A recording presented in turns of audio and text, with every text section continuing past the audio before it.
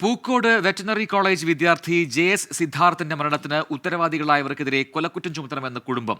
മുഴുവൻ പ്രതികളും പിടിയിലായെങ്കിലും നിലവിൽ ചുമത്തിയിരിക്കുന്നത് ദുർബല വകുപ്പുകളാണെന്നാണ് പരാതി. മകന്റെ മരണത്തിൽ നിയമപോരാട്ടം തുടരാൻ തന്നെയാണ് കുടുംബത്തിന്റെ തീരുമാനം.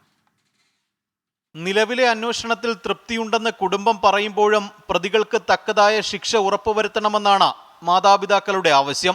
റാഗിങ്ങിനെതിരായ ദുർബല വകുപ്പുകൾ ചുമത്തി പ്രതികൾക്ക് രക്ഷപ്പെടാൻ അവസരമൊരുക്കരുത്. 2-3 വർഷം മാത്രം ശിക്ഷ ലഭിക്കുന്ന കുറ്റമാണ് പ്രതികൾക്കെതിരെ ചുമത്തിയിരിക്കുന്നത്. കൊലക്കുറ്റമടക്കമുള്ള വകുപ്പുകൾ ചുമത്തണമെന്നതാണ് മാതാപിതാക്കളുടെ ആവശ്യം. നിലവിൽ CBI അന്വേഷണം ആവശ്യപ്പെടുന്നില്ലെങ്കിലും മറ്റു കാര്യങ്ങൾ കൂടി അറിഞ്ഞ ശേഷം തീരുമാനമെടുക്കാനാണ് കുടുംബത്തിന്റെ ആലോചന. കൃത്യമായ എവിഡൻസ്, ഇവർക്ക് പ്രൂഫ് ഇല്ലെന്നല്ലേ അവർ പറയുന്നത്. എൻ്റെ കയ്യിലുണ്ട് പ്രൂഫ്. ആ പ്രൂഫ് ഞാൻ നേരിട്ട് കണ്ടില്ലെന്നേ ഉള്ളൂ. അത് വെച്ച് ഞങ്ങൾക്ക് കൊണ്ടുപോകും.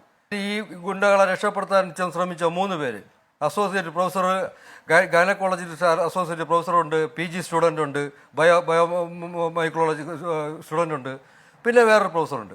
മരണത്തിന് ശേഷം ഉയർന്നുവന്ന പരാതിയിലും അന്വേഷണം വേണമെന്ന് കുടുംബം ആവശ്യപ്പെടുന്നു. സിദ്ധാർത്ഥിന്റെ കുടുംബത്തിന് നീതി ഉറപ്പാക്കുന്നതുവരെ പിന്തുണ നൽകുമെന്ന് പ്രതിപക്ഷ പാർട്ടി നേതാക്കളും പറയുന്നു.